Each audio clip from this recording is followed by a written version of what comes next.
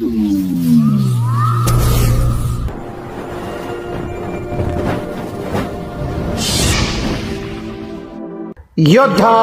News Marathi.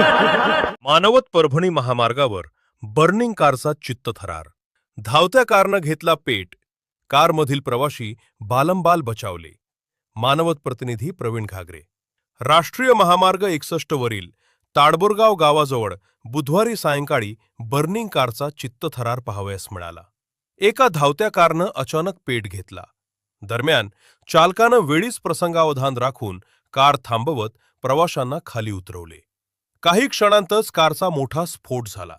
मात्र सुदैवानं यात कुठलीही जीवितहानी झाली नाही. या घटनेमुळे महामार्गावरील वाहतूक काही काळ विस्कळीत झाली होती.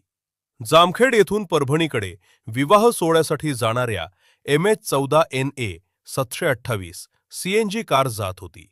सायंकाळी 5च्या सुमारास ती ताडबोरगाव फाट्याजवळ आली असता अचानक कारच्या बोनेटमधून धूर निघू लागला.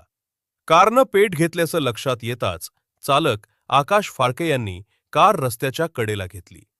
तात्काळ कारमधील सर्व प्रवाशी बाहेर पडल्यानं मोठा अनर्थ टळला आहे.